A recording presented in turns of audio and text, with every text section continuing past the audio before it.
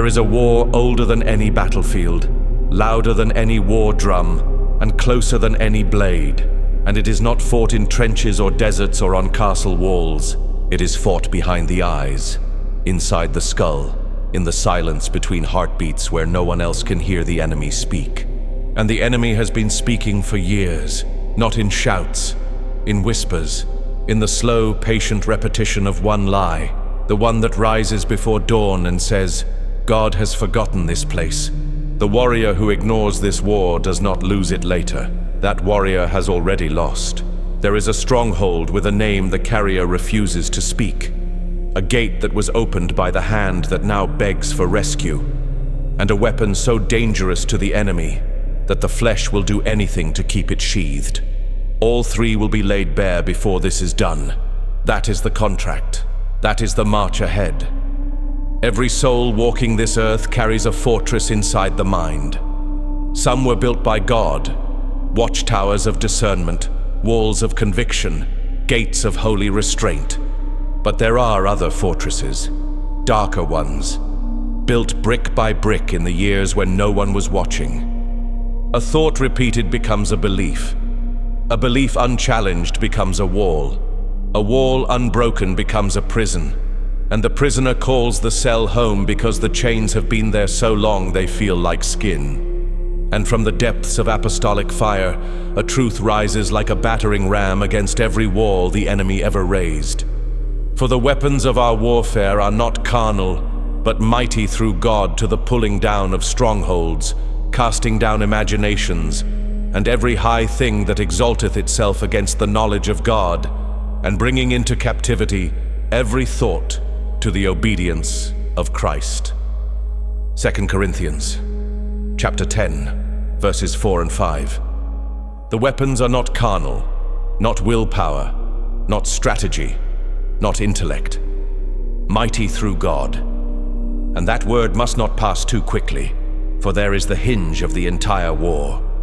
The power that tears down strongholds does not rise from the soul of the warrior. It flows through the warrior from a throne the enemy cannot reach. The target is the stronghold. The architecture of deception cemented inside the mind by years of agreement with the lie. Here is the question that separates the soldier from the spectator. Is this a war worth bleeding for? Or just another speech to let pass like wind through an open window? The stronghold did not appear overnight.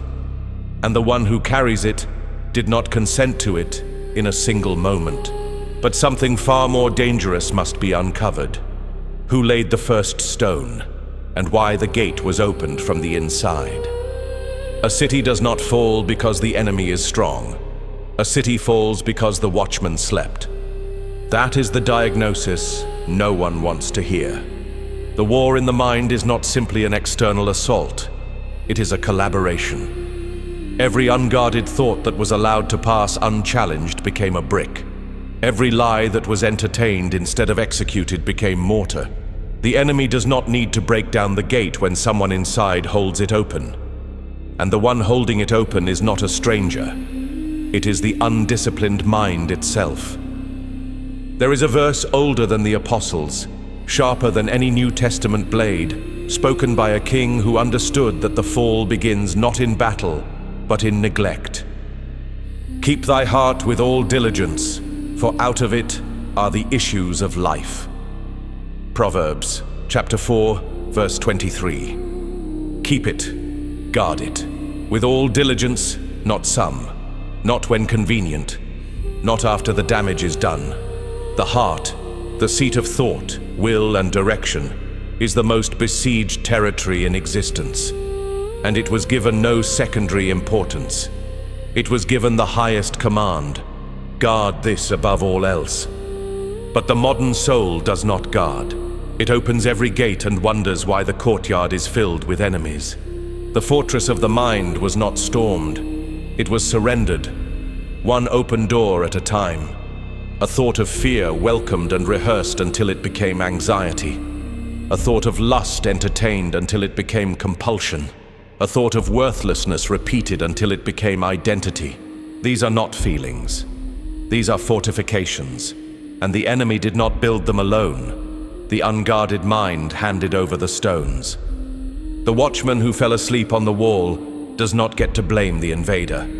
The watchman was stationed there for a reason, and the torch was given, not to decorate the tower, but to burn through the darkness before the enemy reached the gate. But diagnosis alone heals nothing. A man can name the wound and still bleed out. Something must be done, and the weapon that does it is not what the flesh expects. It is not rage. It is not resolve. It is something the proud soul resists with every breath. But naming the wound alone heals nothing. A man can trace the blade that cut him and still bleed out. Before another word passes through, before the next thought forms, let this land in the marrow. The war is not won by thinking harder. It is won by thinking under authority. The mind that submits every thought, every imagination, every whisper, every rising lie to the obedience of Christ does not merely resist the enemy. It dismantles the entire stronghold, stone by stone, from the inside out. Not because the warrior's will is strong enough, but because the warrior's surrender is complete enough for God to swing the ram. And the ancient word speaks into this silence with surgical force. And be not conformed to this world, but be ye transformed by the renewing of your mind, that ye may prove what is that good and acceptable and perfect will of God. Romans chapter 12, verse 2. But hear what came before, the verse that precedes it, the verse the world skips. Present your bodies a living sacrifice, holy, acceptable unto God. The renewing of the mind is not a technique. It is the fruit of total surrender. The body on the altar first, then the mind is made new. The battering ram does not negotiate with the gate. It strikes, again and again, until the wall that stood for years collapses into rubble. And the ram is not fury. It is the daily, grinding, unglamorous act of laying the self on the altar and taking a thought captive before it takes root. This is where the war is won or lost. Not in the dramatic moment, not in the crisis. In the ordinary hour when a lie rises and the surrendered soul says, "No, not this thought, not in this mind, not under this banner." The chains that once felt like skin begin to crack, not by force of will, but by the weight of a glory the enemy was never built to withstand. The knight who stands upon the watchtower does not swing a sword at shadows. The knight examines every messenger that approaches the gate, tests the word against the word. And what does not align with the king's command does not enter. This is not paranoia, this is warfare. Sacred, silent, relentless warfare waged in the space between the whisper and the answer. And that leaves only one question. If the old fortress is torn down, what rises in its place? Because a mind emptied and left vacant is a mind the enemy will reclaim before dawn. There is a mind that the enemy cannot touch, not because it is strong, but because it is occupied, filled, fortified with what heaven itself prescribed. And from the throne of apostolic wisdom, the order arrives, not as invitation, but as decree forged for war. And consider the hand that wrote it, a man in chains. Paul, shackled to a Roman guard, locked inside a cell with no promise of release. And from that cell, he dictates the garrison order for the liberated mind. Finally, brethren, whatsoever things are true, whatsoever things are honest, whatsoever things are just, whatsoever things are pure, whatsoever things are lovely, whatsoever things are of good report, if there be any virtue, and if there be any praise, think on these things. Philippians chapter 4, verse 8. The man in chains wrote the manual for the unchained mind. This is not a list. This is a garrison order. Every word is a sentry posted at the gate of the rebuilt fortress. True, the anchor that holds when lies drift through the current. Honest, the weight that binds the soul to reality when deception offers comfort. Just, pure, lovely, of good report. These are not decorations. These are the stones of the new wall, cut from heaven's quarry and laid by the hand of the surrendered mind. The stronghold of the enemy was built with lies repeated. The stronghold of God is built with truth rehearsed, not once, not in a moment of inspiration.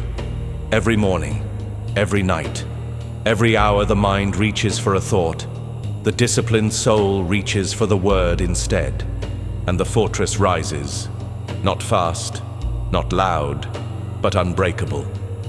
If this war is real, if the battle for the mind is the battle for the soul, then there is only one banner worth marching under. Join the order, not for comfort, not for content, for war, for the daily, sacred, unrelenting war that no one applauds and everyone needs. The watchtower stands rebuilt. The torch burns where darkness once ruled unchallenged. The helm is fastened, not against a blade from without, but against the whisper from within. The chains that once dressed themselves as skin lie shattered on the ground, and the wrists they held bear the marks, not of defeat, but of deliverance. The knight who guards the mind guards everything: the marriage, the calling, the mission, the legacy, every prayer that will ever leave those lips, and every act of obedience that will ever follow. The fortress is no longer the enemy's. The gate is no longer open. And upon the highest wall, where the old banner of defeat once hung in silence, a new standard rises, torn, blood-stained, but unbroken. The cross, not as decoration, as declaration. The mind belongs to the king, and the war at last is being fought.